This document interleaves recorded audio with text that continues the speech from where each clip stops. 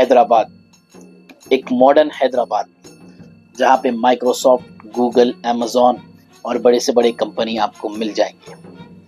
ये हैदराबाद की तारीफ तो हम सब करते हैं, मगर क्या आप जानते हैं आज से 400 साल पहले हैदराबाद कैसा हुआ करता था? हैदराबाद तरक्की की फील्ड में उस दौर में कैसा था? आइए हमारे साथ इस सफर पर चलिए और जानिए हैदराबाद उस दौर में भी किस तरह अपनी अलग पहचान को बरकरार रखा है।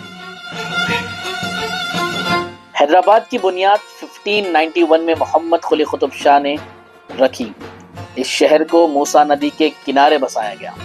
शहर के नक्शे के मुताबिक चार मीनार को इसके बीच में बनाया गया।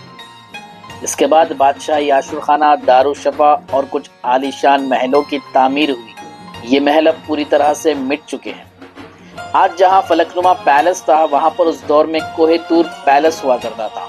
मोहम्मद कुली ने इस शहर में हर इमारत के साथ बगीचे भी बनवाए, इसीलिए कुछ लोग हैदराबाद को बागनगर भी लिखते हैं।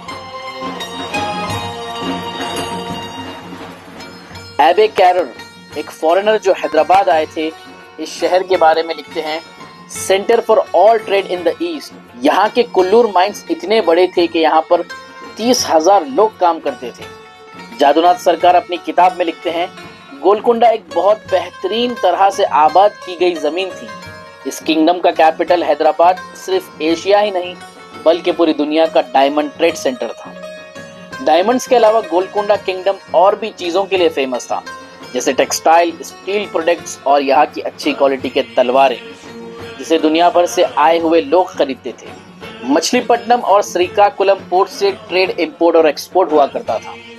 मछलीपट्टनम को आज भी वहाँ के लोकल्स मछली बंदर पुकारते हैं। बंदर फारसी में पोर्ट को कहा जाता है। इसे ये नाम भी कुतुब शाही डायनेस्टी ने दिया था। उस दौर में हैदराबाद मेडिकल फील्ड में भी बहुत आगे था। यहाँ यूनानी मेडिसिन प्रैक्टिस की जाती थी और हिंदुस्तान का पहला हॉस्पिटल और एक मेडिकल कॉलेज भी उस दौर में हैदराबाद में मौजूद था। हिस्टोरियंस लिखते हैं कि इस शहर की तेजी से बढ़ती हुई कामयाबी के पीछे हैदराबाद के पेशवा मीर मोमिन असराबादी की सोच थी। उन्होंने ईरान के शहर इस्फहान को बनते हुए देखा था और वही आइडियाज से हैदराबाद को डिजाइन किया। मीर मोमिन अपनी एक शायरी में लिखते हैं, शाह अब्बास ने ईरान में एक खूबसूरत इस्फहान बनाया और मोहम्मद कुली की वजह से हैदराबाद एक नया इस्फहान लग रहा है। अगली वीडियो में हम आपको बताएंगे कि 400 साल पहले हैदराबाद मेडिकल फील्ड में कितना आगे था और इसके डिक्लाइन होने की वजह क्या थी। शुक्रिया।